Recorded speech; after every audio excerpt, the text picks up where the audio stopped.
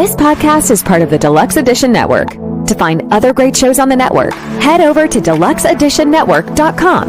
That's deluxeeditionnetwork.com.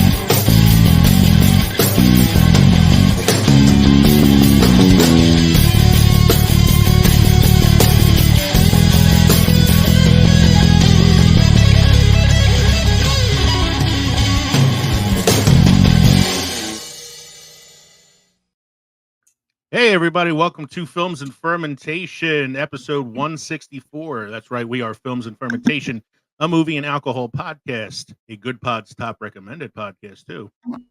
I'm Leo. I'm Kevin. I'm Mike. I'm Cthulhu Jack.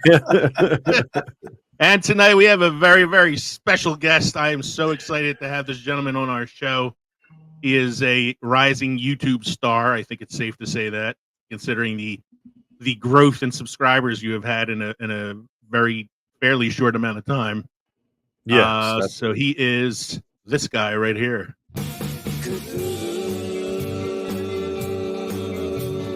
Jack.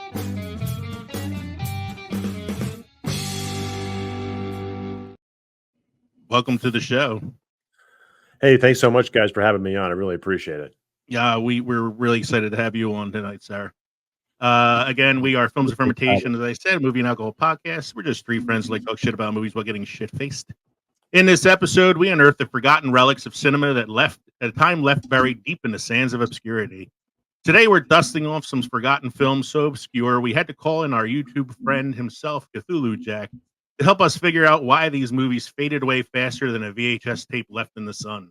So pour yourself a drink and let's dive into the cinematic abyss where only the bravest cinephiles dare to venture.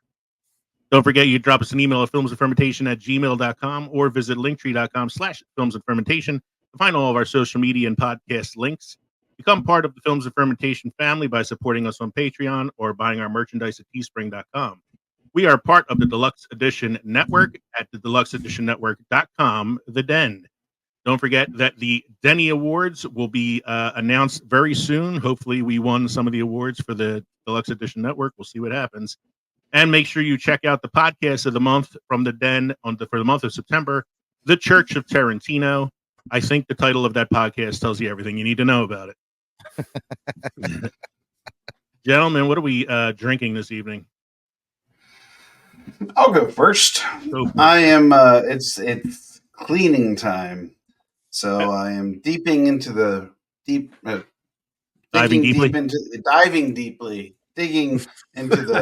back recesses of my refrigerator. That's all, folks. Pretty much, right?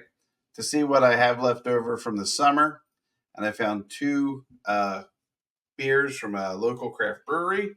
I'll be enjoying the Peach Oasis, which is a fruit ale bursting with white peach flavor, 4.5% alcohol by volume. This is from the Warwick Farm Brewing, not too far from one of the golf courses I play at. Another one from the same brewery is the Brodello New Traditions Mexican Lager, which is 5.1% alcohol by volume. And this will have a hint of lime if memory serves correctly. So, sounds good. Wow, Mike, what do you got going on? You're going light tonight, there, Kev. I am going late I'm tonight. starting I off. got to with, work tomorrow. So do I. I'm starting off with Devil's Backbone's Pumpkin Spice Lager because I'm already starting into my October stuff. 5.2% alcohol by volume. Then I'm moving on to the Devil's Backbone's Oak Fest Lager. their Oktoberfest, which is 5.9% alcohol by volume. Nice. Like too, I'm hitting into the fall stuff a little bit. I got a beer that I know Mike gave me. This is the Wolf House Marzen Thick and Thin Brewing Company.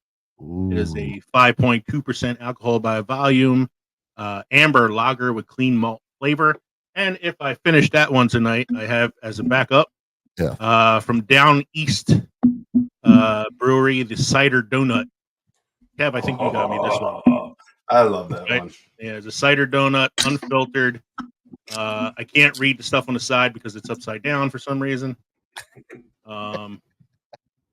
It is 5.2% alcohol by volume. All right. Molly! Mike, anything special happened this week? This week in film history, legendary actor, iconic voice talent, and Army veteran James Earl Jones passed away. He was 93 years old. Yeah. No, I know, right? You know, I mean, I saw it. I was like, well, 93 years old. That kind of makes sense, but it's still a little bit of a shocker to me. Damn. Yeah. It still hurts. It still hurts. Jack, feel free to like jump in on any of these if you have anything you'd like to add to any of the facts we have here this week.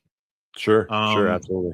The last thing I remember seeing James Earl Jones in was The Big Bang Theory. Yeah. Oh, I think same with myself as well. I think. Yeah, he was playing himself, a funny like caricature of himself. Yeah. Where I like Star Wars too. I like Star Wars too, and they ring the Carrie Fisher's doorbell and run away. Yep. I read a little clip on the show the other night with him as Vader, and then also in Field of Dreams. That was a good one to always. Yeah, we're thinking next week for our program, we're going to do a tribute to James Earl Jones. Nice. Talk about some of like our favorite films that are not Darth Vader specific. Because I mean I know a lot of people know him as Darth Vader, but there are so many iconic roles that he played over the years. From like one of the early films he did was The Great White Hope, which is his only Oscar nomination in his entire career, which is kind of a robbery in my eyes. But what's the next one you got there, Mike? 1964 film that started spaghetti western genre. A Fistful of Dollars premiered, directed by Sergio Leone, starring Clint Eastwood in his first leading role. Yes, and is A Fistful of Dollars part of the Man with No Name trilogy? Yes. Yeah, because it's Fistful of Dollars and it's The Good, the Bad, and Ugly, and $2 more. $2 more, right? What's your next one you got there, Mike? 1964, Walt Disney awarded Medal of Freedom at the White House. I don't got much to say about that. I don't know. Just a little fact. Is this like this is be a couple years before they froze his head, right? Yeah, like 10 years before he froze his head or something. What's the next one you got? In 1999, Fight Club film based on the novel by Chuck Palahniuk. Directed by Dave Fincher and starring Edward Norton and Brad Pitt, premieres at the Venice Film Festival. Don't spoil the ending for anybody, guys. Yeah. Oh yeah, because Gwyneth Paltrow's head is in the box. Just saying. Wrong movie, Kevin. No, he said whose head did he say was in the box? Gwyneth Paltrow's head in the box.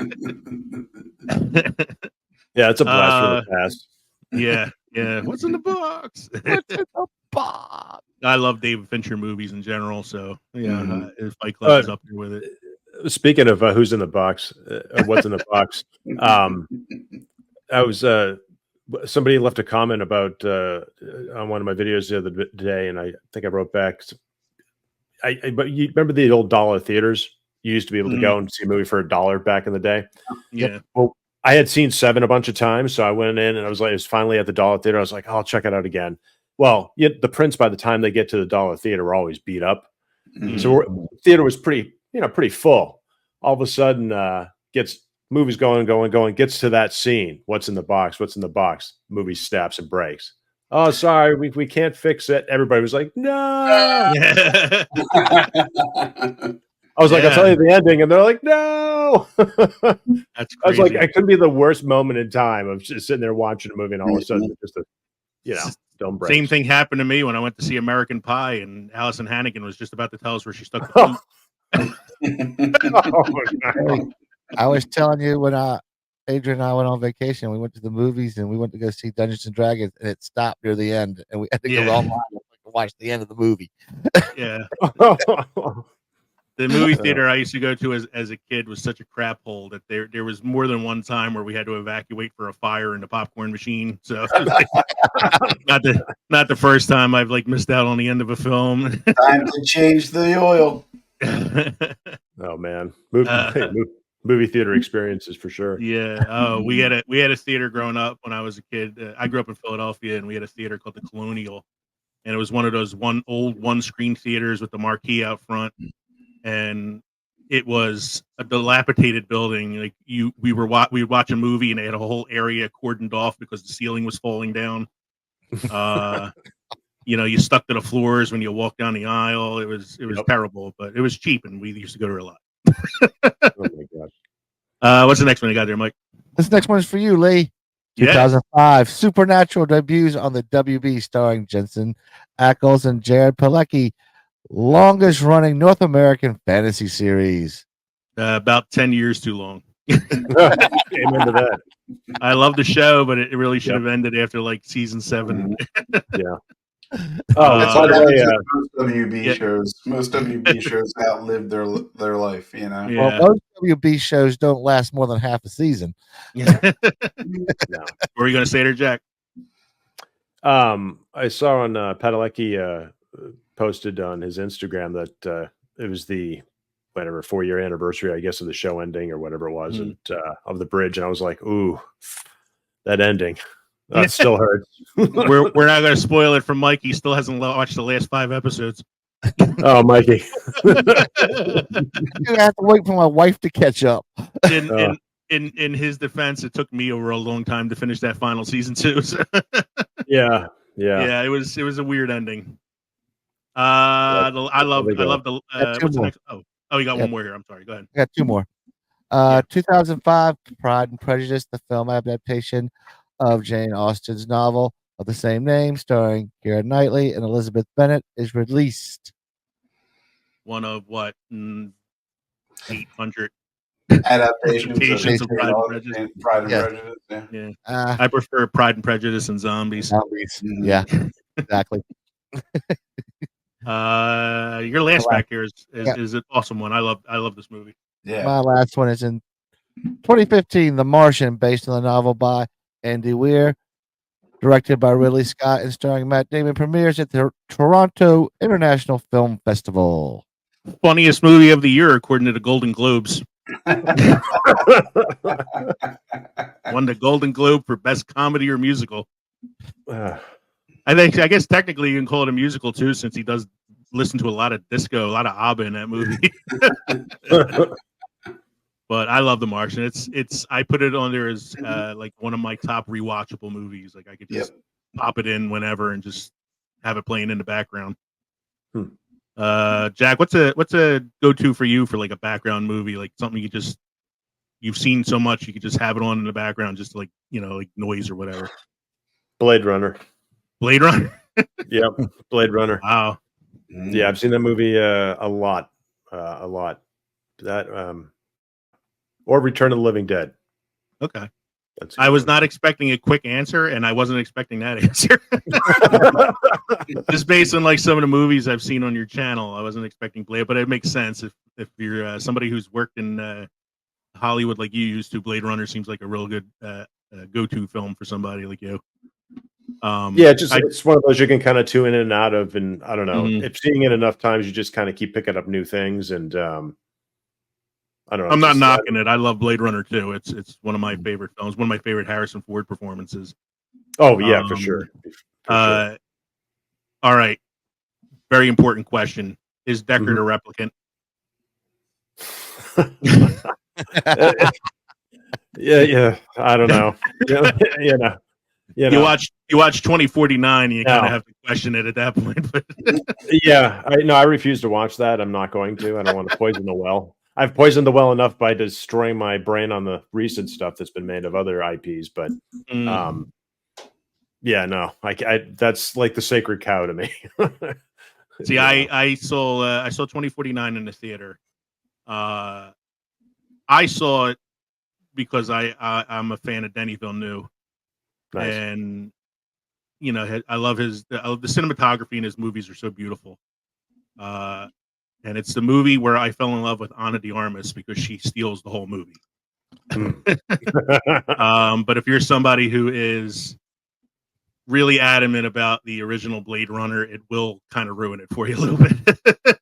Yeah, I mean, I've seen enough of the podcasts and such, and spoilers Yeah. on it, so I know all about that. And it just that's enough, But yeah, I mean, teach his own, So Yeah. I mean, other things like aliens, and the 100 of those they've made. I mean, to me, those are like the Jason franchises at this point. So to me, there's two. There's Alien and Aliens. exactly. Like I kind of, and I haven't seen any since then. Yeah, Alien 3, Alien 3, that was David Fincher's first film. Yeah, can't blame it on David Fincher. There's a lot of studio interference. Right. Kevin and I saw Prometheus in the theater, and we both walked out of it going, "I'm not sure what we just watched." Yeah. And then I haven't seen any of the others since then. So I did unfortunately see Predator versus Alien Requiem. Yeah, I mean, to me, they all kind of blend together at this point. So Yeah. you know what I mean? So, I mean, the first two still stand out. Yeah. Oh yeah. I actually just watched the original one recently, and it still holds up. It's still an amazing movie. Like you can't. Yeah, I mean, seeing it in the big screen again this summer was amazing. I mean, that just wow. Yeah, you covered that on your channel, right? Yeah.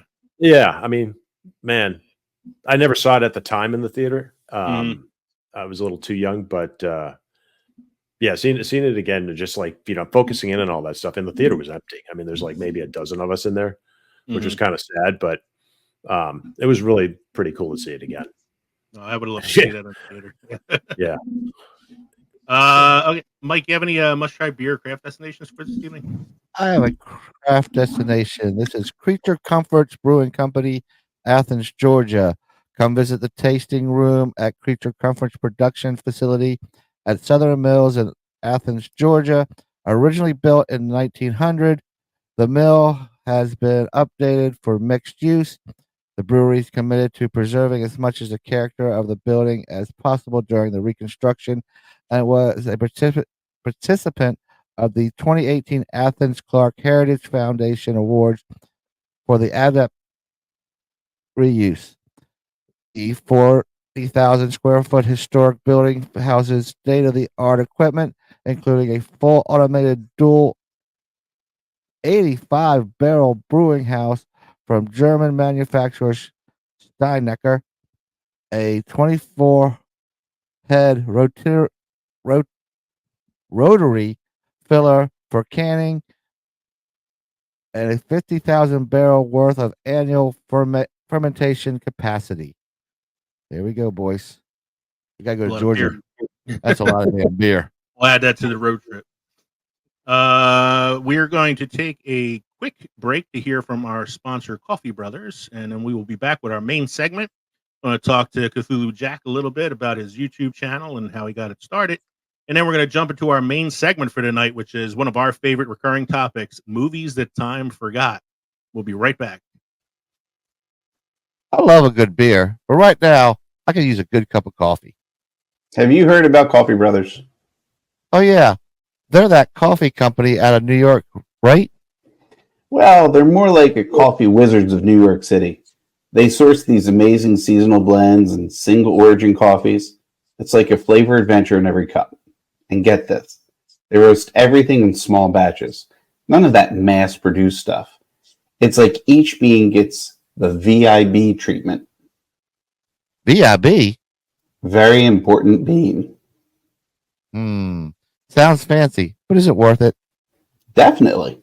Plus, they're a 2-person team. I mean, that's dedication right there. 2 brothers, 1 mission to caffeinate the world. And right now, you can save 10% on your order. I mean, who doesn't love a good discount? All right, you've convinced me. Let's get some Coffee Brothers now. Coffee Brothers, where every cup is a sip of perfection. Save 10% on your next order with the code FNF10.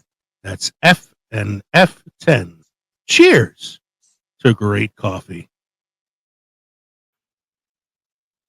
All right. Thank you for sticking with us after that short word from Coffee Brothers. Make sure you use the promo code FNF10 to get 10% off your order.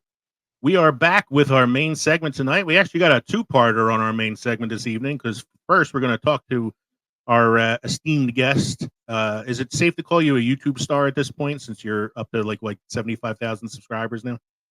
I don't even know what that means, but sure, I guess. I want to say like I'm going to give a little preface to this, like how I discovered you. Sure. So it was a case where YouTube actually got the algorithm right. Okay. And I do a lot of writing in my spare time, like short stories and things like that. And I was writing something recently where I needed some more information about cosmic horror and like Lovecraftian themes and things like that. So I've been doing a lot of research on it. And one of your videos came up on my YouTube feed, and it's because the internet watches us. Right. And it was Gods of the Deep. The trailer or the review? It was your review of Gods of the Deep. Oh, okay, good. And I had not ever heard of this film. Wow. Which these guys will tell you is weird because I watch everything. Right. Like I do what you do. I go on Tubi and I just troll for like movies I never heard of. Sure. And when I saw your video, I was like, this seems interesting. It seems pretty low budget and kind of like B movie-ish, but that's my jam. So I watched Gods of the Deep and I enjoyed it. I thought it was my kind of quirky. Right. And I liked the review video, so I was like, I'm gonna check this out. So I watched a couple more, and then I, subscribed to you. And now the minute your videos pop up, it's one of the first things I go to on YouTube. Right. And so you started your channel like roughly 7 months ago. Yes, correct. So that's where my first question comes in. Like, how do you account for quick success? Because you started 7 months ago and now you're up to almost 75,000 subscribers. That's a 10,000 subscriber growth, give or take, each month. Like, that's phenomenal. Yeah. I mean, it's been a little strange. And thank you for you as a member as well. I really appreciate the support for the channel. Yeah, it was a lot. I mean, I don't know how far back you want me to go, but I've been studying YouTube for a long time, since around 2019 when everything, hit the blip. Yeah. And I hadn't been on, prior to that, I hadn't been on YouTube other than just going, oh, I need an intro video for this, or I got to fix that. You know what I mean? I felt YouTube was kind of like, whatever. And also my other job I was doing, I just didn't have the time. Yeah. But I just watched a lot of it. And then I studied a lot of different movie review channels and watched a bunch for a while and trying to figure out the best way to kind of, make it my own thing, but also kind of condense it. And I remember one YouTuber saying that he goes, oh, I don't know how somebody could talk about a movie in 5 minutes and making it a total synopsis. And that's impossible. And there's a lot of channels out there that do hour-long talks. And so I felt like, well, that's cool, because I tuned into some of those guys. And I thought, well, why not the bite-size, ones? Because for one, I just like fast editing, and my background, a lot of my background is editing. I've been doing it for a long time, and I don't like being on camera. And I also, what I'm working towards is creating something bigger than just me, so to speak, with the brand that we're working on. So I thought that between all this and my background with editing and writing, it was just kind of a testament of just going, just start cranking out these kind of like little bite-sized pieces of entertainment. I I have to say, like, it's one of the things I enjoy about your channel is that it's a quick watch. It's like 5 minutes, give or Right, take. right. Although I do like watch a video and then go, I could have used a little bit more.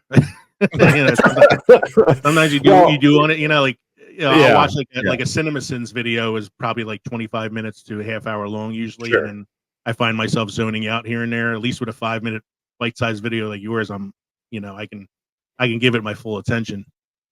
Right. Yeah, exactly. And I grew up with movies. I've been around movies a long time. Watched movies.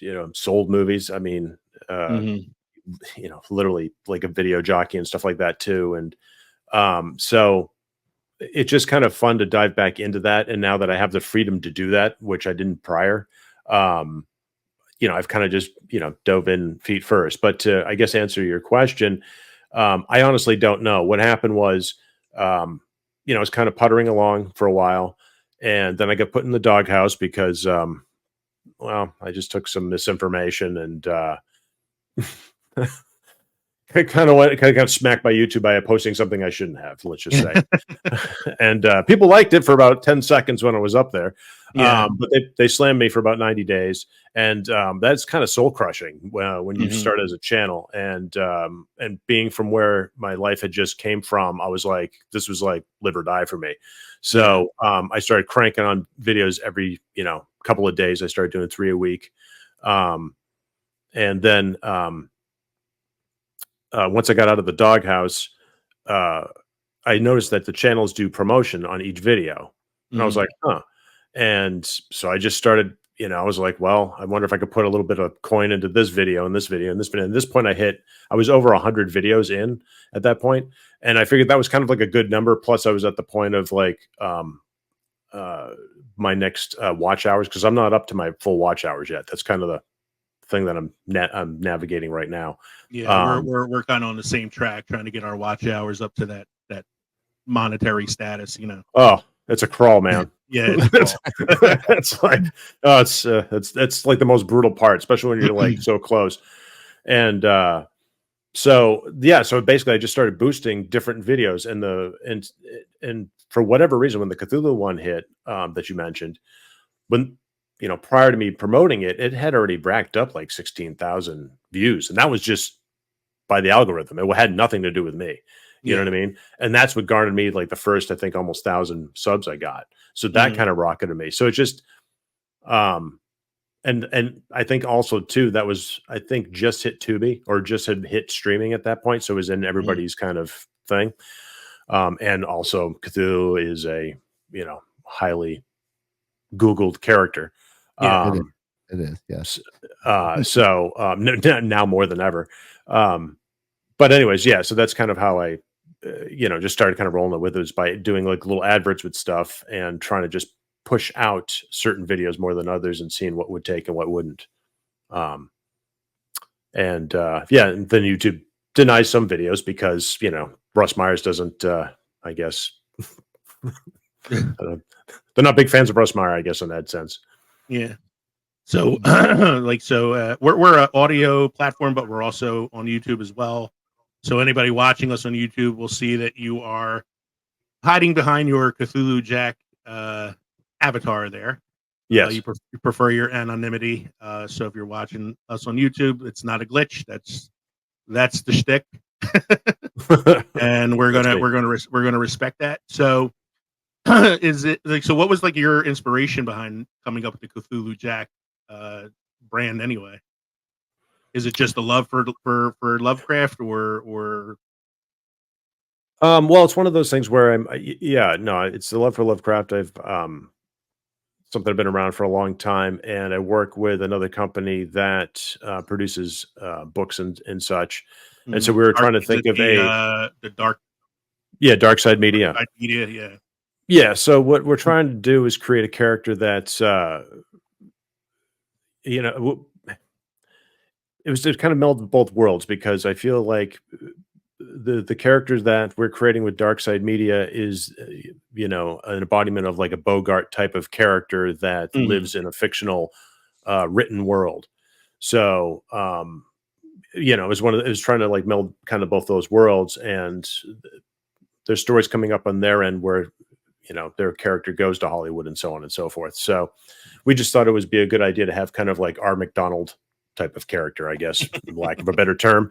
But I also, other than noir films and such like that, I also was thinking of, kind of more like Pee Wee Herman meets Deadpool type of kind of scenario of like a character that's just, and you're loyal to the character in your videos. Yeah, thank you. So this old one. Yeah, so I just feel that it's it's good to have that kind of. So it's not anything to do with the Jack Walters character from the Call of Cthulhu video game from the 90s and on PC. No, oh, God, no. No. Man, No. talk about a deep cut. Yeah. Oh, yeah. Yeah, I was going to say. Research. I did my research. No. Research. I actually played that game. I was telling before you guys came on, Jack and I were talking for a few minutes before the program when I asked him if I should call him Mr. Cthulhu or if Jack was okay. We were talking about how I watched a lot of his videos that he's been posting and kind of taking notes as I've been watching him because I wanted to be able to ask some questions tonight. And I was like, I'm not a journalist, but I'm trying hard to be right now. So you worked in Hollywood for a while, right? Yes, correct. Like what different like aspects of Hollywood did you work in? Because I know you've said you've done like makeup and effects and like editing and all that. Yeah, I first started off as a prop maker. I was going to college and I wanted to do it, at the time and where I was. And so there was a couple movies in town, which I basically was able to get on to work on for free. And so, and then one day, and it wasn't easy to get the jobs. I mean, I was, because these companies came from out of town and I was a local kid in Pittsburgh and I was from actually out of town. I didn't grow up there. And, but I remember going up to the hotel where the offices were and I just sat there and waited and knocked on the door and they're like, no, we're not going to hire. I'm like, listen, I want a job. I don't care. I'll do anything for free. Went there every day for 3 days and finally like, all right, I'll give you a job. And, that's basically what I started doing props. And then I got selected to be a stand-in for the main actor. That was interesting. And that's basically was my learning experience on film and from there, I just kind of kept working on pictures there, then moved to LA and, it went on from there. But that was the early, late 80s, early 90s. So that very, very different time. Yeah. Yeah. Like this was sort of like practical effects turning into CGI kind of time.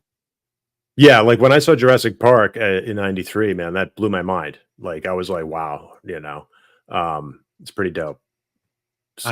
I told these guys before, I've said it on the show before, that I always liked movies. I used to watch a lot of movies as a kid, but it was Jurassic Park was the movie that I saw it in the theater and thought to myself, wow, this is something that you can do.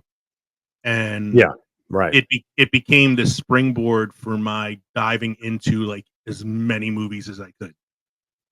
And so like most of my 90s were spent getting caught up on the 70s and 80s. It's funny you bring that up because I'm trying to think of my first moment like that. And I'd have to say it was either, it's a tough call, but I'd say it was probably either the original Planet of the Apes, because I remember seeing that as a kid, or it was Star Wars First Run. Okay. Either of those two was like, it was around that time where I'm just hit with like, this guy's in ape suits running around. I mean, as a little kid, you're freaking out about that stuff. So yeah, no, I know what you mean. I mean, we were all Star Wars fans, from when we were younger. One of the first movies I saw in the theater as a kid was Return of the Jedi. Oh, nice.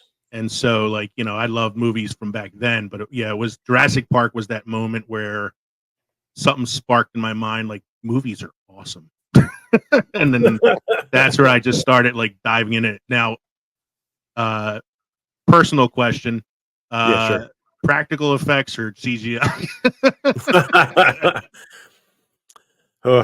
Well, let's see. You know, I tell you, coming from a background of being under the table with 3 other guys while you have a giant syringe full of blood, goop, and gore running up the, going up Yeah. and trying to plunge it, and having it explode with all the pressure underneath. We look like the guys from Ghostbusters. Yeah. Times like that, you're like, God, I wish this was like, we could do it in post. Yeah. But looking back, I think it's definitely a meld of both. I think, I'm much more of a practical effect person myself, but I do like that you could take the practical and, kind of transmogrify it into something just to kind of polish it a little bit more. You know what I mean? Don't overdo it. Like I guess I haven't seen the new, was it, you got me on the alien thing. Romulus. I haven't seen the new Romulus, but I know about the whole, I don't know if you guys have seen it or not, but the hybrid alien. No, the character that they brought back from the 1979 film. Oh yeah, Ash. Ash. Ash there. Yeah.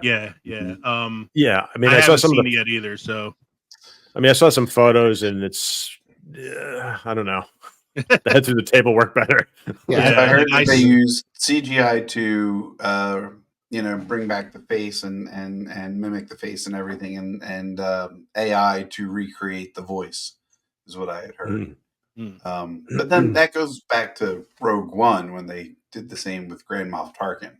Oh yeah, exactly. Yeah, like the de-aging thing is weird. I don't know if that works completely well. And movies today just rely too much on, special effects. Yeah, like I hate to keep bringing up Jurassic Park, but Jurassic Park to me was the perfect blend of practical and CGI. Yeah. Well, I mean, nothing to this day. The T-Rex scene with the Jeep and the kid. I mean, that is just still, that whole sequence there is just perfect. Yeah, and that's a lot of animatronic in that scene, and yeah, practical. And when you hear stories of not the troubles, but definitely the instances of things that occurred using the practical effects, like the T-Rex's skin absorbing all the water from the rain that they had, causing it to get the shakes. That's funny. You don't get that from CGI. You don't get those bloopers from a CGI produced segment. I think about like Bruce the shark from Jaws. Like it was a nightmare for Spielberg filming that, but you wouldn't have these legendary stories if it was CGI. Yeah, well, exactly. And it's something to be said for some of the stuff that was done with practical effects are amazing to begin with, like going all the way back to like Metropolis in the silent film era. They're going back to Mac and Me. Mac and Me, that ripoff of E.T. that movie, or no, E.T.'s a ripoff of Mac and Me. E.T.'s a ripoff of Mac and Me. Yeah, exactly. So I got 2 more questions for you, real quick. Sure. Well, one's not a question. One's more of a I agree with you. Stop filming your movies so dark. Oh, I can't. Wow, that immaculate. The Sydney Sweeney film. Yeah, like that was like watching it through a black cloak. Yeah, no, I know. Like you're gonna have Sydney Sweeney in your film, you would think you'd want to light her a little bit better. Yeah, I mean, I felt like I'll probably catch heat for this, but was it the second Batman movie there with Maggie Gyllenhaal? I felt that she's, when you see her natural light, I know that Gothic's dark and all that, but I don't know. It's just, you guys got to look at old movies. That's all I got to say. Check out like the 40s. And I mean, you're kind of basing it off that stuff anyways. Throw in a little bit of Phil Eyelight there to kind of polish it up a bit, the older I get, the harder I have seeing in the dark now. So like you can make the movies dark, it's really screwing me up. Well, that's the thing that irritated me with that movie particularly, because I thought I was going blind. I was like, wait a second, like it's like my house is dark, like it's pitch black out. I'm watching a movie. It's supposed to be daylight, and I'm like, I don't want to screw with my my contrast. It's like, come on, man, and I don't know. Again, I don't know if they did this in post or what, but it's, look at the Well, I meters at think least. you brought it up in your video too when you were reviewing Immaculate that there was, I don't remember the film you used as an example, but this one scene was lit by candlelight and you can still see everything better. Oh yeah, Barry Lyndon from Yeah, 1974. Barry Lyndon. Like this whole scene is just nothing but candles, but you see everybody's faces perfectly clear. Like Yeah. Well, it's funny because when when I edit the stuff, I mean, I could spend hours just talking about that, but the putting that stuff together, I had another shot next to it, and I was like, it wasn't working. But then when I found her, walking through the cathedral, I was like, in the same kind of candle as, this is perfect. I just do that dissolve, so you see the difference. yeah, Of like, that's why I said just you shoot can a see little it in the trailer for that film that it's rather dark. Like, right, and I and Yeah. I'm glad I didn't pay for it in the theater. I mean, I paid for it online in my time, I guess. But it's just the funny thing is I couldn't imagine just being in the theater and watching it, going, "What the heck?" yeah. It's like, is the bulb broken? I mean, All right, So last question here. Here we go, big one. sure. I just watched your video on Doctor Who, the Fourth Doctor. Oh yeah, sure. Old Who versus New Who. Feel like I'm in Seinfeld. Let's see. Well, You could tell me you like Old Who better. I'm not going to get insulted. Oh, I'm Old Who. I'm sorry. Yeah, no, I tried, and I don't know. I guess if you were somebody who like grew up with Old Who, like I didn't grow up with Old Who that much. Like I knew of The Fourth Doctor. I knew a lot about like the Fourth Doctor mostly because that was that was the series that premiered and played mostly in America. Right. And a little bit like with the McGann character in the Doctor Who movie from the 90s. But my fandom mostly started with Eccleston in the revival of Who. Well, I will say I do like the earlier like Eccleston, Tennant, and Smith more than some of the later incarnations. But sure. Yeah. Well, all I'm going to say is I'll rephrase that a bit because once the Tom Baker who transformed into Peter Davison, I was definitely pretty crushed as a youngin. So he did the show for 7 seasons, didn't he? Yeah, exactly. And that was the doctor I grew up with, well, little John Pertwee, but mainly him. So when it transformed into him, I stuck on for a little bit, but I kind of fell off at that point. So like before New Who, slightly. But all right. Yeah, no, So I've seen some of the episodes and stuff like that, and I'm glad they had brought it back because that was definitely, I mean, I'm very fond of that show from growing up, and it's sad to see the way it's kind of going, and it's to see how the fans have fallen off. The original, the beginning of the revival with Eccleston and Tennant were great because they were very old school mentality, so they still had this sort of like cheesy special effects and campy sense of humor and campy storytelling, and had some of those elements. But now it's become more, especially with Disney Plus taking it over now. It's very streamlined and modern. It's just like a little too modern now. Like just too sure. The special effects shouldn't be that great on Doctor Who. Right. Like yeah. I'm happy with bad special effects. I'm okay with that. Yeah. I like my men in rubber suits playing the monsters. Yeah, exactly. And some of those old ones are classic too, because you go back like Talons of Wang Chiang, which I was debating on doing, and I probably won't because of you know who. But there's a scene in there where they just used a rat and they just kind of superimposed it so it's bigger, during a scene to make it look like it's a giant rat. So I just love the fact that it's like they were just going crazy back then. The episode with the spiders that it was like I think it was called Planet of the Spiders or something, and it was just like big rubber spiders just kind of around. Oh yeah, no, totally. Yeah. All right, so I think I've tortured you enough. We can hop on into the main segment now, which is films that time forgot. We have done this segment a few times now. This is a recurring one for us. I've actually lost track of how many times we've done this. I think this might be the 9th time we've done this on the show. 99 times. 9 times, and we Times. we have had some interesting films come up in the past. I'm a little nervous about this tonight, Jack. I'm not going to lie, because The goal is to stump Leo. So yeah, the goal is to stump me. Like I watch a lot of movies. I watch a lot of obscure movies. Usually these guys, I think Mike stumped me one time. I'm not sure if Kevin's ever stumped me on this. But I'm usually pretty good at guessing the movies. But I'm nervous about going up against you because just from watching your channel, I know you have a far superior knowledge of obscure films than I do. Oh no! Now I feel like I'm feeling kind of an advocate now. I don't think I picked I don't think I picked a film that's obscure enough. Oh no! No, good. That makes me relax a little bit. Damn Actually, like, the last few films last few videos you've posted that I've watched, and I'm like, these would all be really good topics for the show tonight. Because like the one you posted today was Masters of the Universe, and I'm like, that's a great one. Oh, I see. Okay. So here, let me ask you this question then, because I get feedback, but the thing I'm curious about is with the channel. I know I've asked you guys this before in the channel, in the comment section about the types of films I review. It doesn't really matter. You like the variety of them. Is that the best part? Is just kind of figuring out like what the hell it's going to be next?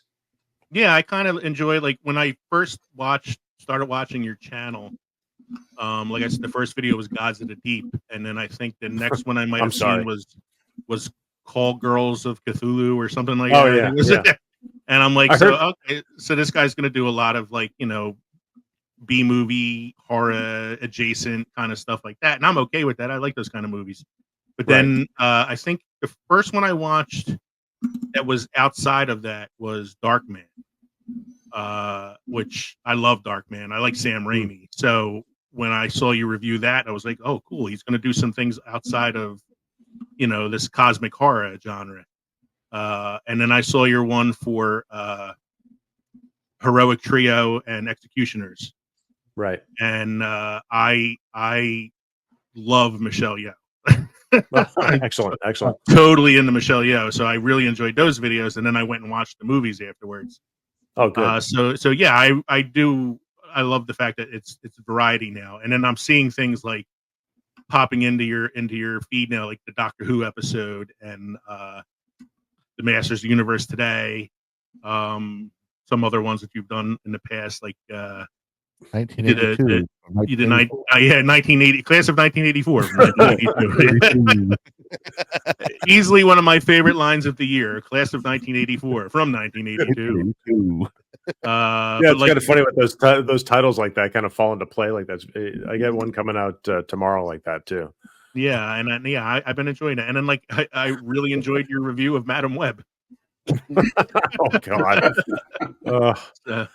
It's tough trying to do new movies because you kind of get a little buried with everybody. And it's funny because even as many channels as I've watched over the years prior to doing this, I had no idea until I actually started doing it. It's like when you buy a red car, then everybody on the road's got the same red car. You're like, what the heck? So I feel like that's what's happened now. I'm going to say, like, between Madam Web and Immaculate, you better lay off Sydney Sweeney for a little while. You don't want those Euphoria fans coming after you. Yeah, no, I know, right? So, no, it's Madam Web. I haven't seen it, but I've watched enough videos of other people who have seen it. Yeah, to know that I think I'm good. Well, it suffers from the same problem, like with my old ass too. That. These movies are just vapid. I mean, it's like we've seen this before. This before. I feel like the zeros and ones, and it's like, I mean, the movie I'm going to mention tonight. I mean, whether you figure it out or not, I think it's like one of those movies that's. It's like that was the injection at the time that was met the wrong way, and I think something like that needs to kind of be met again, so to speak. You'll know what I mean. But go ahead. Yeah. Okay. So usually how we do this is one of us starts. We go in a little bit of detail about the film, try to hold back on the title so we can try to guess it from each other. Should I go first tonight so I can show like the example? Yeah, go ahead. Here? Sure. Please demonstrate. Yeah, I don't think I've gone first in a while anyway on this. So I really kind of struggled with what I wanted to do tonight because I had a bunch of movies already like listed from when we did this segment again, and I was like, I really want to come up with something like different, especially like in honor of our guest that's coming on tonight. So I did the Tubi dive. Oh no! and scrolled through Tubi to see like what I found. And I found a movie that I haven't watched since probably the first time I watched it. And the first time I watched it was 1992. Even though this movie came out in 1978. New Jack City. Yeah. No, it's not New Jack City. And the reason I watched this, because at the time I was obsessed with Silence of the Lambs. And so I was like absorbing anything that Anthony Hopkins had done. So I'd watch like The Lion in Winter, and I'd watch a bunch of other like early things from his career. And then I found this little movie. Going back and rewatching it for the first time in a really long time, and then looking up facts about it and writing down the name of the cast and crew members on my notes here. I'm reading it, looking at it, going, this sounds like I made it up. It sounds like, it almost sounds like a movie Mad Libs. Okay. So I'm going to give you the director, the actors, some of the other people in the cast, and a little bit of the synopsis of the film according to IMDb, just so you can hear how batshit crazy this sounds. So the movie came out in 1978. It's rated R. It's considered a psychological thriller. It was directed by Sir Richard Attenborough, who would win an Oscar for directing Gandhi just a few years later, and then go on to play John Hammond in Jurassic Park. Yeah. It was written by William Goldman, who himself is an Oscar winner and who we probably best know as the writer of Princess Bride. Mm-hmm. It is scored by Jerry Goldsmith, who was just coming off an Oscar win for The Omen. And stars, as I said, Anthony Hopkins, Anne Margaret, and Burgess Meredith. Now, that's a pretty formidable cast and crew, correct? Mm-hmm. I would say so. Yeah. Here's the synopsis. A magician / ventriloquist is at the mercy of his vicious dummy while he tries to renew a romance with his high school sweetheart. Magic. Oh, God damn it. Yeah, see, this is what I was doing. I was diving deep into the annals of Tubi to try to like get this. Wow. I would not have gotten that. I am Whoa. impressed. That is. Abracadabra, I sit on his knee. Presto, changeo, and now he is me.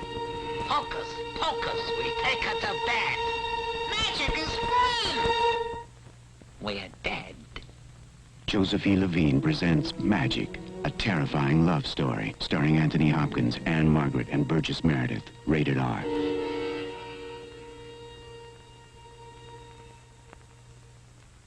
Impressive, man. I was going to reaffirm New Jack City. That must have been. Yeah, the film is called Magic. Yeah, that's yeah, nightmare fuel on that one.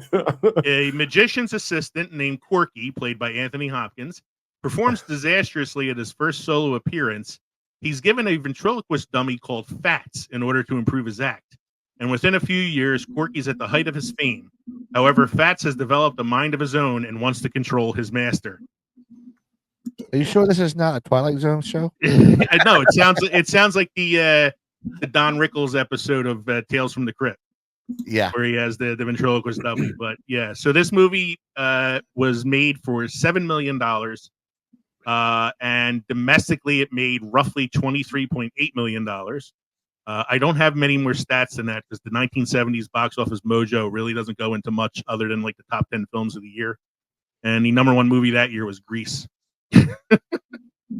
But this is just, like I said, I watched it for the first time in 92, I want to say, because I had just watched Silence of the Lambs. So I was like all on the Anthony Hopkins bandwagon and watched this thinking to myself, man, this is a creepy, scary movie, like very weird. Upon rewatching it, I wasn't as scared. Right. I was more like, it was more like an object of curiosity curiosity to me at the time because it was just such an odd combination of factors for such a weird film. So here's just a little bit of background on it. Gene Wilder was originally going to play the role of Corky. Richard Attenborough and William Goldsmith really wanted him, but the producer, Joseph Levine, refused on the grounds that he didn't want a comedian in the movie because it would distract from the serious nature of the story. So of course you're not going to have Gene Wilder in your film, so you bring in Anthony Hopkins. Right. To prepare for his performance in the movie, Anthony Hopkins learned actual magic tricks and studied the art of ventriloquism. Hopkins learned how to project his voice and manipulate the dummy. So the dummy, as he speaks in the film, is actually Anthony Hopkins doing the ventriloquist act. The dummy was modeled to look like Anthony Hopkins, which is creepy in and of itself. So upon seeing Fats for the first time, Anthony Hopkins was allowed to take the doll home to work with it. He wound up being so unnerved by it that he called the consulting ventriloquist in the middle of the night, threatening to throw the doll into the canyon if somebody didn't come and get it from him immediately. Director Richard Attenborough ended up going to Hopkins' house to talk him down. There's not a lot of great quotes from this film. One of them is Burgess Meredith plays his agent. Agent's name is Ben Green. As he's walking into his office, he says to his secretary, "Sadie, what's the first rule for being an agent?" And she says, "Never forget that an actor killed Lincoln." And his response is, "Head of the That's funny. And then, spoiler alert, at the end of the film, Anthony Hopkins' character dies. I'm not going to say how, but he dies talking with the ventriloquist dummy, Fats. And their conversation goes like this. Corky says, "There was never me, only us." Fats says, "Schmucko, us was you." Corky, "What? It was you the whole time. God, I hope I don't die first." Corky says, "I think we'll go together, chances are." Fats says, "Yep." The movie had two taglines. The first one is ridiculous. The first tagline is "A terrifying love story." Which, the love story is a very, very, very small like B plot in the film. The other one is "Abracadabra, I sit on his knee. Presto changeo, now he is me. Hocus pocus, we take her to bed. Magic is fun, but now we are dead." That's a tagline straight out of Romeo and Juliet, where you give away the ending at the beginning. No kidding. So my final assessment is this. Upon rewatching the movie, does it still stand up or does it lose some of its luster? The first time I saw it, I remember thinking it's really, really creepy. This time around, after watching it, I was like, it feels like an experimental film where Hannibal Lecter was a big fan of Jeff Dunham.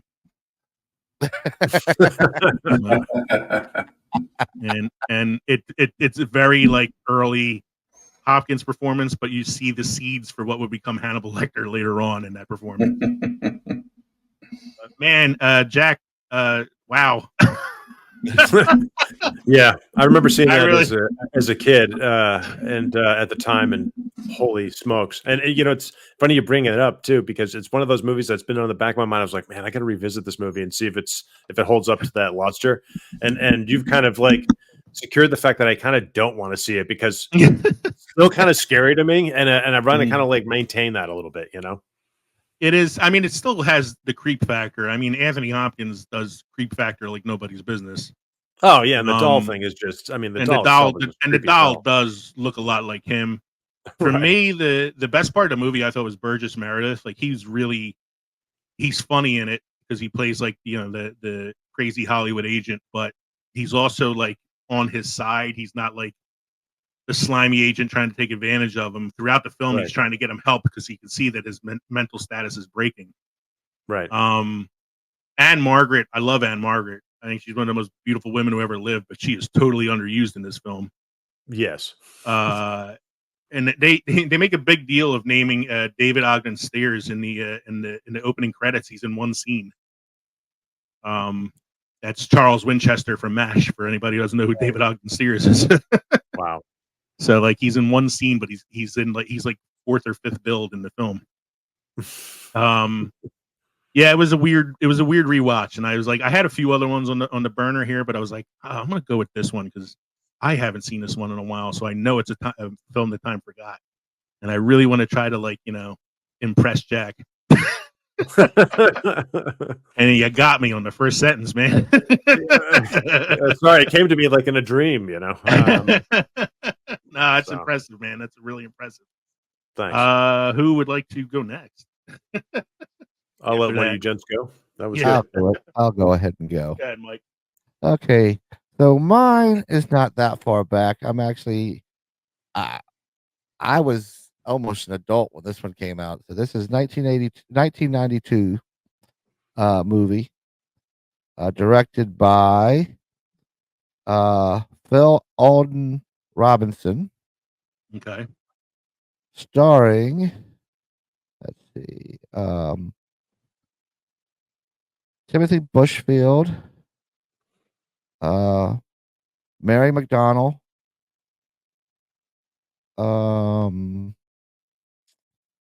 James Earl Jones, Ben Kingsley, River Phoenix. This is Sneakers.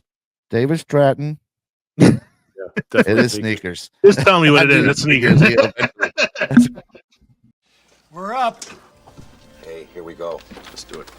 Martin, we've got video. Let's look at all in. People hire you to break into their places to make sure no one can break into their places. It's a living. Not a very good one.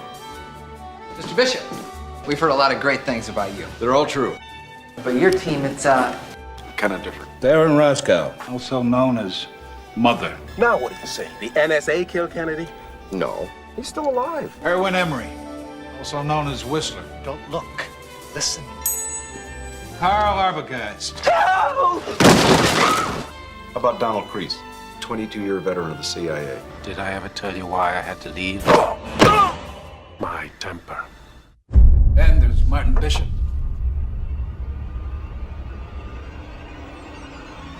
He doesn't seem to have a past.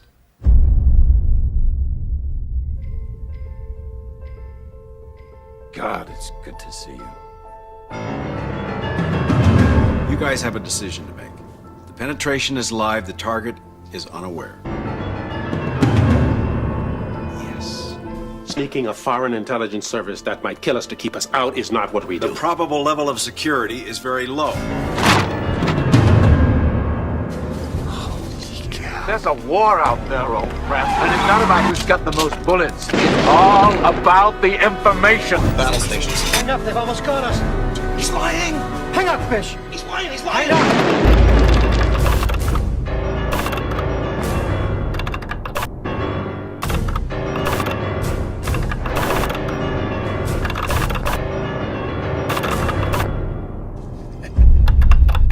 I cannot kill my friend.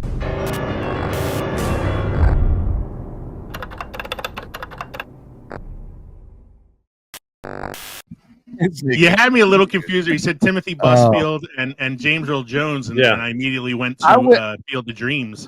But that was 88. Yeah, once he said River Phoenix, that's kind of where it came into play. Yeah, I got it after like the Mary McDonnell thing. I was like, Mary McDonnell, what movie is she with James Earl Jones? And I'm like, I knew Mike was going to sneak James this one in Earl there. Jones had like a pet part in the movie, so Part of it, but I knew like you were going to sneak this one in at some point because you know how much I love the film, and you wanted to. It's a great movie. I love Sneakers. Mm-hmm.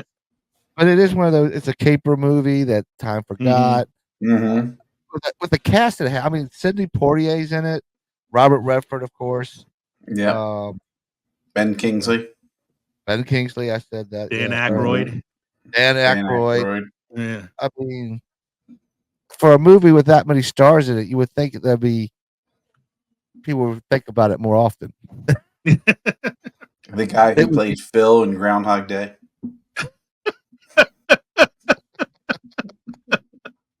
The guy that would be Phil in Groundhog Day. Oh, not Phil. What was his name? Phil was the That was Ned Ryerson. Ned Ryerson. That's it. I should have told you that Donald Logu was in it.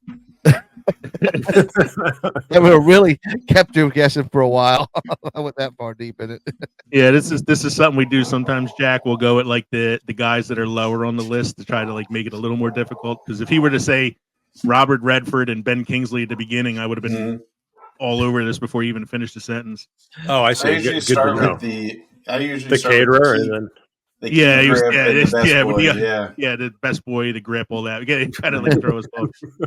I don't So go that this, I don't know if this so this wasn't like a super hit. I guess it was. No, it really wasn't. I think but it wasn't a bomb either. I mean, it got some attention in the theater, but it was, it was a fun little watch. I mean, yeah, I think I watched it on VHS when, the first time. I don't think it's something I saw in the theater. Yeah, I remember seeing it in the theater myself, and it was, 51,000. perfectly passable. It grossed 51,000 US. 51 million. 51. Yeah, million. Yeah, I'm looking at it here. It said 51 million domestic. It doesn't have the worldwide is the same number, so I think that's wrong. Worldwide on here says 105 million. Okay, here we go. Yeah. It cost 23 million to make. So yeah, open to 10 look million. at the stars in it. Of course, we had done an episode a while back about ensemble films, and like this is an amazing ensemble film. Yeah, I think it's like a movie that like you don't hear about much anymore because now you have films like the Ocean's franchise and like Catch Now You See Me and all stuff like that, where they're like these advanced caper films. Yeah, but this was more the computer hacker. 1992. Yeah, I mean, I love how computer hacker movies age so well. Oh yeah, like Hackers. Yeah, I just watched Hackers actually. Yeah, holy smokes! Like this is a movie where the hacker is blind. right. Whistler, leave Whistler alone. Whistler, yeah. I think my favorite scene in this film, Mike, is the one where Redford's in Donald Logue's office, trying to like get the black box, and the secretary walks in, and he has to pretend that he's a private investigator, and they're feeding him the lines over the earwig. And make sure you give him head. I like the part where they got the guy's trash, and he's like he folds this up, and he goes she and Mary McDonald's like he's meticulous. He's somebody like this. He's anal. Yeah. Yeah, that's a good one, Mike. This is a really good pick. You have any like cool like quotes or like facts or anything? Yeah, I didn't get a lot of chance to get to watch this one or look stuff up on it. It's like I think I want to do this one, and then my work sucks. I mean, it's not like it's not one that we haven't seen a million times already. No. I mean, I just like the more or less the premise of it.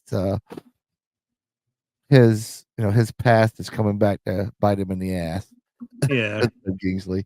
Conveniently enough, it's Ben Kingsley, who was his partner when they were kids. Yeah. I love. There is one thing here that says when Martin and Cosmo attempt their initial prank at the beginning of the movie, the facade building seen in the famous Hill Valley is the famous Hill Valley clock from Back to the Future. Oh wow! I do love when Ben Kingsley tries to do an accent that's not British. This is an interesting Boston accent he has going on in this film. Marty. Marty. I got the taglines here, Mike. What you got? We could tell you what it's about, but then of course we'd have to kill you. Yeah. To trust can be murder. That could be like a million films. A burglar, a spy, a fugitive, a delinquent, a hacker, and a piano teacher. And these are the good guys. So you're making the assumption that piano teachers are bad people. I've never met a good one. They missed out on the perfect tagline for this film because they could have used C-Tech Astronomy. Yeah. C-Tech Astronomy. No more secrets. I have seen this movie way too many times. Yeah. Trying to remember the last time I saw this movie. It's been a while. For me, it was Well, probably for me, like. but I will if it comes on. Like if I'm Oh yeah, I'm watching channel it. surfing, and I'm like, "Ooh, sneakers," you know. The I'll most main likely problem watch with it this after we're done topic- recording. But the main problem with this topic is when you find a good one, but you can never find that movie free anywhere. Oh yeah. Yeah. No, you should have did like I did. I'm You not just- paying. I'm not paying any money for a 20-year-old movie. no, you should do what I did then. You should just troll Tubi and look for No, look for a random movie. I know. Back on. The last thing about sneakers I want to say is I picked this movie pretty much last minute because it is one of the few films that time forgot that has James Earl Jones in it. Yeah, yeah, I kind of thought Right. that too because it's one of my favorite like pop in like cameo appearances too. At the end there. Yeah. What would you like? Oh, I'm fine. So we got Kevin, we got Jack. Who wants to go? Yeah, you know what, Jack? I'll leave you to last. Okay, All right. that way you can wrap it up. Yeah. All right. Where should I start? With the actors, the actresses, the tagline? How about what year the movie was made? What year the movie was made? That sounds good. Okay. 1987. Ooh. Uh-oh. Very good year. Yeah. So we covered 87 on one of our year in film history episodes. So We did. Let's see. I don't think this was covered in our episode. Okay. Directed by Joe Dante. Oh, thank God. I'm already halfway there. Go ahead. Well, then I'll start obscure. Okay. Starring actors and actresses such as Robert Picardo, Wendy Schaal, Kevin McCarthy, and Vernon Wells, and those are all the obscure ones. Okay. And in just a minute, I'll list the three that'll give it away in no time flat. Also starring Meg Ryan, Martin Short, and Inner Space. Inner Space.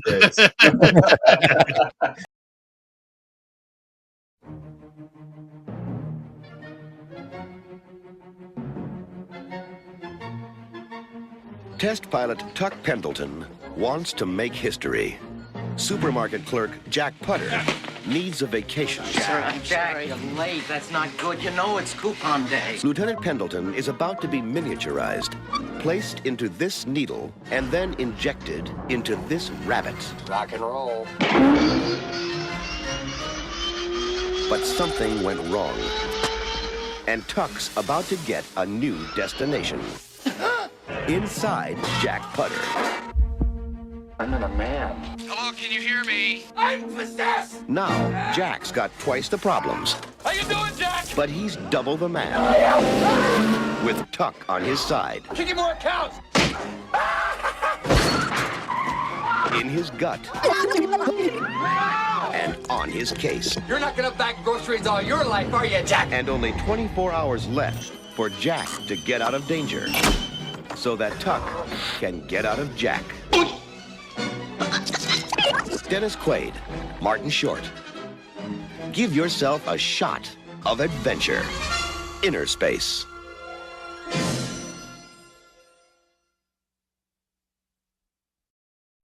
Jeez, boy, I got that one. I was kind of there with Robert Picardo a little bit. Yeah. See, you can't give the director too much with Leo because I did one last time. It was an animated film. I gave him the director, and he's like, "Oh, it's Secret of Nim." He didn't think I would know who Don Bluth was. Like I said. Oh boy, yeah. I should have dropped the tagline, which is very obscure. This summer, take a trip you'll never forget. Oh my God, that's like man, Back to the Future. That's yeah, that could be anything. Road Trip could use that. Yeah. Yeah. So I grew to love that. I grew to love this movie. Grew to like this movie, I should say. Not love it, but like it a lot. And I didn't like it initially because when this movie came out, I was 8. You know, and I don't think I even watched it until I was probably 9 or 10. And then at that time, you're seeing it. For those who don't know, it's a movie about science, and these scientists are trying to shrink a man in a capsule of some sort to experiment to put him into the body of a rabbit. But then I guess a terrorist group, an organization, comes in to steal the technology because they feel that they can use it and sell it to the highest bidder. And in the whole process of breaking into this laboratory, the scientist who has the vial that has the shrunken capsule ends up taking it to a shopping center, a mall, and injecting it into Martin Short's character, who is just a grocery store clerk who's a little neurotic, a little what's the word when you're always feeling you're sick? It's necrophiliac, right? Yeah. He's a necrophiliac. No, that's the wrong. No, that's not it. That's not He's it. He's a hypochondriac. Hypochondriac. There we go. Hypochondriac, yeah. Necrophiliac and hypochondriac. And the process goes from there. So now the little capsules in Martin Short's body. And the things that you guys know how much I love gore, right? Love gore. Especially at a younger age. The things that I couldn't get past were the needle into the eyeball, even though it was all just from the opposite side. It was so that I could see, Jack could see what was going on. And I agree with you because I hate anything that has to do with the eyeballs. Yeah. Just lately, somebody was telling me about their LASIK procedure. I was like, please stop. Well, you don't feel anything, but you sure as hell can smell it. Oh my God. Come on. I'm out. Yeah. Right. And then the other scene where they actually get another pod into the same body and they're fighting and it's in the stomach, and the resolution, sorry if it's a spoiler if nobody's seen it, but the resolution is that Martin Short's character has to churn up stomach acid to kind of save the pod of the guy who's in him already. And you just see this skeleton floating around in the stomach. It was, ugh. But that aside, and now I can watch it now with no hesitation. It's funny. It's enjoyable. It's a great story. It brought us Meg Ryan and Dennis Quaid together. Yeah. I will say for a second there, Kev, as soon as you said Meg Ryan, I was waiting for Joe versus the volcano to pop out.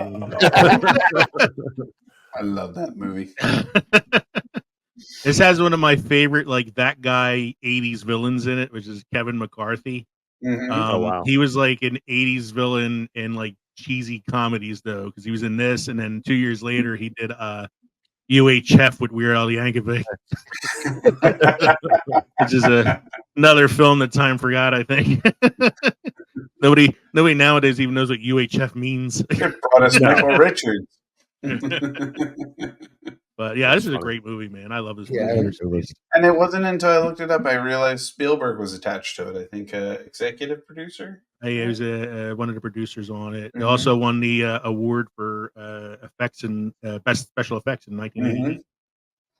And this was his third collaboration with the director. They did Gremlins and they did Gremlins, Inner Space. Come on. Why can't I think of the third one? Joe Dante. Anyway, Joe Dante. Oh, I'm sorry. Joe Dante was The Howling. He did Gremlins, Inner Space, Small Soldiers. He started at Corman's as well. Yeah. He's another Roger Corman guy. Yep. I'm trying to think of another movie.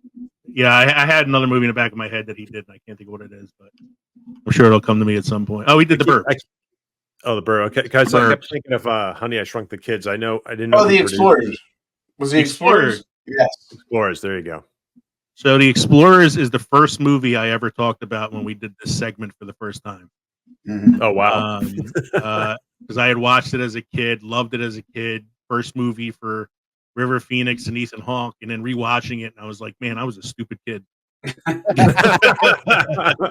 It's not bad up until the point where they meet the aliens. The aliens are just kind of like, ridiculous. Yeah, that's another one that I remember at the time I was kind of like maybe lukewarm, and then when you go back on those thoughts, you're like, should I stick with my gut and just not, again, one of those things like, do I not venture back? Yeah. So I haven't yet, but I don't know. That's always one that's been curious again. Yeah, Inner Space is one I have not seen in a really long time. Right? Same with Inner Space too. I was actually thinking about that after doing the Dreamscape review. Oh yeah. Like I was like, I haven't seen Inner Space a really long time. He also directed. That could be rebooted or remade or whatever. It would be a CGI fest. It would be. Yeah, It's been such a long time between the initial movie and this. Yeah. And it's Starring- it's a premise that's not touched on by many. Yeah, starring Glenn Powell. Starring Jared Leto. Jared Leto. Oh my God. Jared Leto would play the Robert Picardo character, the Texan. You saw he's going to be. He said that they're asking him to be Skeletor. That's my favorite. That's my new favorite. God. Jared Leto. Yeah, that's my new favorite. Is Skeletor going to have tattoos all over his face too?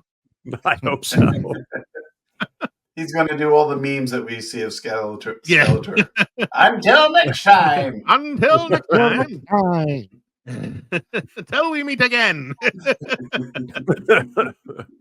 Joe Dante directed one of my other really favorite bad movies that I still don't mind watching, and it's Gremlins 2: The New Batch. I love that one. Yeah, that's vicious. But it's a good bad movie. Oh yeah. So, Kev, you got anything else you want to throw in there, or? No, I think I'm good. There were some. No, that's it. Okay. Jack, it's all you, man. Excuse me. All right, let's see here. All right, so I got 1987 as well. All right. Director is Phil Janu. Ooh. Sounds French. See, I'll start listening. Oh man, that's a tough one. Let's see. Mike Jolly. These are some of the cast here. Guy Massey. Philip Baker Hall. Oh wow. Jeffrey Tambor, I guess. Mitch Pileggi. Wow. Jonathan Wise. Okay, well, now we're going to get up to the may or may not give it away. Let's see. Annie Ryan. We got Richard Tyson. And then the last but not least, Casey Seismico. Casey Shamasco? Is that your Casey Shamasco. Casey Shamasco. Sorry. I thought I've been pronouncing it wrong all these years. Shamasco. I would like to request a tagline, please. Tagline. Jerry Mitchell just bumped into Buddy Revell. Now Jerry isn't just thinking about math or English, because at 3 o'clock, he's 3 o'clock high. There you go. I guess I should have known from the beginning. It was going to be one of those days. His name is Jerry Mitchell. Hi, Jerry. Jerry. Hi, I'm Jerry Mitchell. I'm with the school paper. He just met the new kid in school. The guy's the closest thing to Charlie Manson ever seen at Weaver. Now, We're gonna have a fight today after school. he's got 6 hours to get out of it. It's been quite a morning, Jerry. You can say that again. He'll try running. I wouldn't leave school without a good reason. He'll try bribery. If I can get the money, do you think you'd do it for me?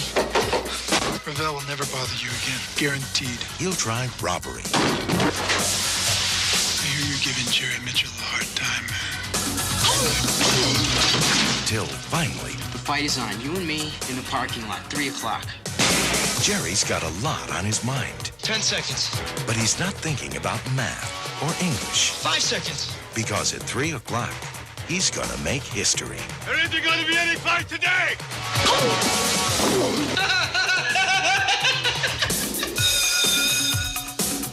I kind of had I it. would not have gotten it, but I knew Leo would. I kind of had it at Casey Shamasco because there weren't very few movies that he was the star in. No, like I remember him Young as Guns. he was in Young Guns as one of the side characters. He was in Biloxi Blues as one of the side characters. But it was one of the Back few to the movies he Future, starred in. Yeah, so it was one of the few movies he starred in. Right, and I was kind of on 3 O'Clock High, but you read the tagline and that kind of like that sealed it, obviously, because it mentioned obviously it's everything. I was reading the tagline earlier. I was like, oh man, I was just going to completely give it away if anybody knows it. And then 3 O'Clock High. Yeah, that is definitely one that I forgot. I was working. I was in actually, it's probably about his age at the time. So I was working at actually one of the first video stores from where I was, and remember this poster coming up because Drew Struzan. I'm a huge Drew Struzan fan, and Raiders of the Lost Ark. His obviously his artwork is profound with film history and pop culture. And so when that went up in the store, I was like, asked the boss, I was like, can I have that after you're done with it? And so or no, I'm sorry. First it was at the movie theater. That's right. And then it came to that's where I picked it up, is at the video store later on. But when I first hit the movie theater, I remember seeing that, and it's just such a striking piece. So catching that for the first time, it came out right before Heathers. So it was that mix of like you had the John Hughes era, and then you have this movie, which is not the same. It's very kind of doing its own thing. It's almost like before Coen Brothers was Coen Brothers, it's and Sam Raimi. It's kind of got that mixed bag of the way the camera movements are, the way some of the characters are, and caricatures are of some of the students, and tried to give you that sort of like play on the Western thing, like 12 O'Clock High kind of stuff, and exactly, very extreme to like the spaghetti Western of, I guess, high school, comedies at the time. Because then I think like Heathers took it in almost that middle of the ground direction between the two worlds, sort of, and then kind of pushed it in its own way. Here's that poster you were talking about. Yeah, exactly. Yeah, like that's a pretty striking. That poster, the poster kind of sells it more than like the trailer did, I think. That looks like the same kind of artwork used in a lot of young adult novels in the 80s. Yeah, exactly. Yeah, like Hardy Boys meets Rocky. Right. Davy and Goliath, I guess. Yeah, and there's the tagline you were just reading at the top of the poster too. Right. 3 O'Clock High, 3 O'Clock East history. Yeah. And it's ridiculous, but I don't know if you guys remember Some Kind of Wonderful. That was kind of like that one kind of John Hughes-esque movie that came out between all that as well. So there was that kind of surge of, not surge, I should say, but there's a few of those kind of darker movies that came out about high school stuff in the latter part of the 80s, and not as dark as Class of 1984. That's that movie's not funny. I mean, it's like got funny moments, but that's a dark film.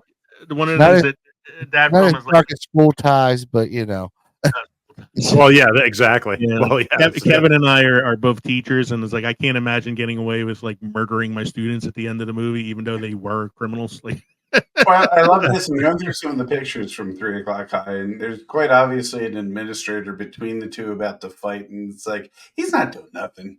He's just standing there. Yeah, no, he's the punching bag. Yeah, no, and what I love too is just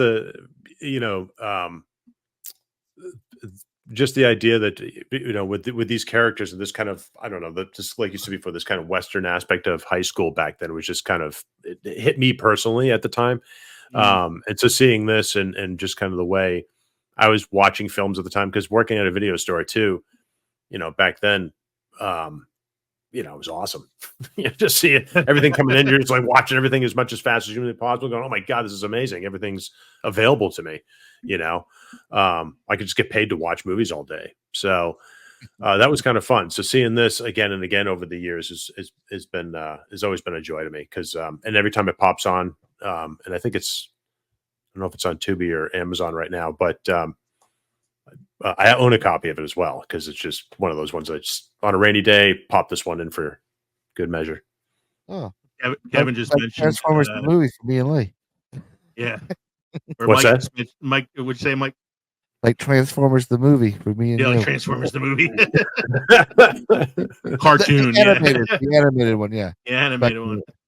So, Mike, you mentioned School Ties, was it? Or was that Kevin? School Ties. No, it was Mike, Mike. Mike said School Ties. And that made me think of another one that's like a movie that time forgot that's school related that falls into that like dark story about school kind of thing. It's from that's a good one too. From 1991 was it's Sean Astin and Will Wheaton. It's Toy Soldiers. Toy Soldiers, yeah. Oh my God. I remember seeing that in the theater too. Holy smokes. Yeah. Oh man, I saw that theater and people cheered when Will Wheaton got shot. Yeah. Yeah, he's just getting done doing, Wesley Crusher, and everybody hated Wesley Crusher. So this was so unpopular. This was so over the top, this movie, and there was another podcast was talking about it recently, and I was like, I forgot about that one. I haven't watched it. So I actually rewatched it like a couple months ago because I was like, man, I haven't seen this forever, and it holds up. It's just as hilarious as it was in 1991. So that's a little bonus one for tonight. That's funny. If we want something that won't hold up, let's do Iron Eagle next time. Iron Eagle. That's a good one, yeah. Toy Soldiers is kind of like the low-key version of Red Dawn, isn't it? It's kind of because they never leave the school grounds. So. And it's another Lou Gossett Jr. Man. You got that in School Ties and in Toy Soldiers, and you got him in Iron Eagle. Oh God. I love this. Is my favorite of all. Like we have a few different reoccurring segments. This is by far my favorite because it always gets us back to like talking about these movies that like even I forgot about. And it's like, oh, I got to rewatch that. Like I'm gonna probably watch Inner Space tonight while I'm like editing the show. And watch Sneakers tomorrow. Yeah. I mean, that's kind of the fun thing about doing this is you get to go back and see some of these old films and revisit those memories at the same time. Yeah, and it's one of the things I like about your YouTube channel is that like some of the movies I've seen plenty of times, right? It's like, oh yeah, I forgot about that, or but then occasionally I get like ones that I've never seen before, but sound like my kind of cup of tea. So I watch these new movies and it's great. I love it. Yeah, well, that's one of the things I've been trying to do with the channel as well, is being able to make it so that because you don't know who's whether that's why I always just have spoilers at the beginning, because I'm like, it's going to be too difficult to try to weave through that. Plus, it gives me a little bit more leeway, and so I try to make every video slightly different, so it's not just the same old thing. Whereas I try to find, I don't know, something out of it to kind of carry the thread through. Maybe to kind of enlighten people that have, like yourself, have seen movies a bunch of times, but maybe right, that happened in that movie. I forgot about that. So it's kind of resparking a new interest in something that's been probably been worn over. No, it's cool, and I'm so happy you're able to join us tonight. It's been awesome having you, and thank you. I appreciate it. And I appreciate you giving us your time to come on tonight. You want to we'll do a couple more little things, get to the end of the show, and I'll have Jack. I'll have you give out your info at the end there, and sure, and we'll close it out. So, Mike, you have any beer trivia tonight for us? I have a beer fact. I don't believe it, but I'm going to read it to you anyway. There's evidence that drinking beer lowers the risk of type 2 diabetes. Researchers noted that alcohol increases production of hormone known as tryptophan that improves insulin sensitivity. I guess I got to drink. I drink 4 a day and the beer. I guess it doesn't. I guess they cancel out. I get type 2 diabetes anyway. I guess I should drink more beer then, because like my doctor's got me getting a blood test to check my A1C. So it's like just drink more beer. Mine was up last time, so I gotta again. We got a cinema quote of the week here. The cinema quote of the week is: "The reason I keep making movies is I hate the last thing I did. I'm trying to rectify my wrongs." From Joaquin Phoenix. That's interesting. Hey Jack, have you seen Beau is Afraid? No, I have not. You're not missing much. Yeah. if he's trying to rectify his wrongs, he's got some rectification to do with that one, I think. So. Yeah. Well. Yeah. It's funny because it's one of those things where I decided, like, if I'm going to go see a movie in the theater or whatever, because the theater I go to is a pretty good distance away, but I don't mind going there if it's something I feel like, all right, I'll check this out. But I started seeing reviews for that, and I was like, how long is it? Yeah, it's like my first thing, and I'm like, what is it? And then I was like, I could just wait. If maybe I'll get to it eventually. It's a film. Yeah, I heard about the member in the attic and all that. Yeah, but it's a film. They made it. There's stuff that happens in it. Well, that is a riveting review there, Lee. Yeah, it's better than my review of Saltburn. Saltburn. Yeah, I was just gonna say that it just reminds me of the stuff like I was gonna say Gummo back when that first came out. I was like, huh? Yeah. And that's not, I'm sure, not even in the close realm of what you're talking about. But Gummo is absolutely coherent next to Beau is Afraid. Oh, geez. Okay. Wow. So on a rate of Gandhi to Cocaine Bear.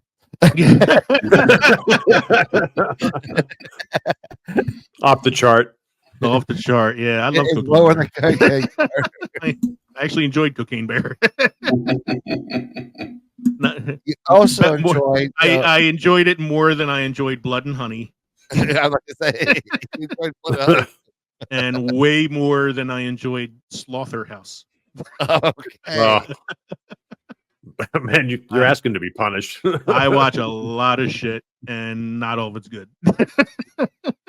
Was it worse than the one we did with All Hallows Eve?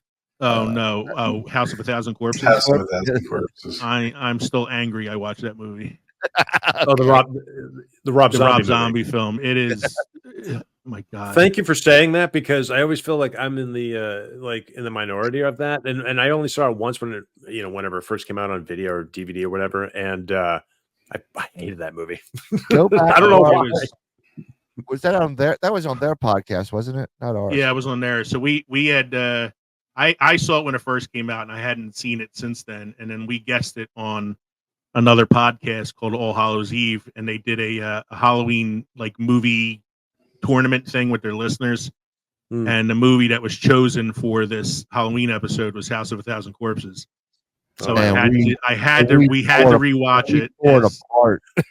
We had to rewatch it because we were going on the show, and I was so angry that I was forced to watch this movie a second time. We started off the episode apologizing because we shit on that movie. Oh, I was, yeah, and I think I got drunk before we even got on the show because I just didn't feel like talking about it, and it was right. it was rough. That's funny. Yeah. So movies can do that to you. Yeah, they can, and then they can, but they can also inspire you, like Jurassic Park. Yes. Yeah. Exactly. Guys, how were your drinks this evening? They were good. I had to do a sniff test on the Brodello because I cracked it open and I got a waft of something. I don't know if it was just because it was. Yeah, it was in a cooler that's been out on my patio since July. So yeah, it probably got skunk. Yeah. But I drank it and I feel fine. So yeah, my drinks I enjoyed both of my drinks. The cider donut one was really good. That one's been sitting in my fridge for a while, but that one was really, really good. I forgot to ask you at the beginning there, Jack. What do old gods such as yourself like to drink? I'm usually a bourbon or scotch guy myself. Nice. Yeah, we're big bourbon guys. Yeah, Mike and I are big bourbon guys. Occasionally I'll try to do like a theme drink for the night, like some kind of mixed drink or something, and I just didn't have time to come up with it for the night. I would have loved to have done something themed for the night, but bubbling up and steaming in the background. yeah. Anyway, again, big thanks to Cthulhu Jack for spending some time with us and participating in our main segment tonight. Make sure you check out his YouTube channel, Cthulhu Jack, for some awesome movie reviews and some other fun material. Jack, is there anything you'd like to add? Any other places that people can find you or reach out to you? Well, first off, just thank you so much for having me on. I do appreciate it, and being also supporters of the channel yourselves. It does mean a lot to me and getting it out there. Super happy that we're gaining traction like we are, and I just love making little videos and putting a smile on your face. So just go to Cthulhu Jack Presents and have a good time. Yeah, I highly recommend his channel, YouTube channel. Yep. 5-minute bites, man. They're awesome. It's awesome to have just like a quick little movie review bite like that, and they're always fun and very informative. Thank you. So yeah, again, thank you for joining us, man. I really appreciate it. We're really happy you came on. This was exciting for us, and I hope you have continued success with your channel. I expect to see 100,000 subscribers next time I go on. Yeah, fingers crossed. Yeah, thank you so much. I really do appreciate it, and I'm looking forward to it. I'm looking forward to seeing you guys again. Yeah. So thank you for joining us tonight for episode 164, Films That Time Forgot, with our special guest, Cthulhu Jack. We hope you enjoyed listening to the podcast as much as we enjoyed recording it for you. Remember, you can reach out to us at filmsoffermentation@gmail.com or visit linktree.com to find all of our social media and podcast links. We are also on Patreon if you'd like to support the show. You can buy our merchandise at teespring.com or find out more about us and the other podcasts at the Deluxe Edition Network, The Den, by going to deluxeeditionnetwork.com. Don't forget to stop by the crossroads between Pickled and Fermented next time around for episode 165. Next week, we're going to be doing a tribute to the late, great James Earl Jones. So please join us for that episode. Once again, I'm Leo. I'm Kevin. I'm Mike. And I'm Jack. Yeah, and that's Jack. This has been the Films and Fermentation Podcast. Hail Cthulhu. And cheers, everybody. Cheers. Cheers.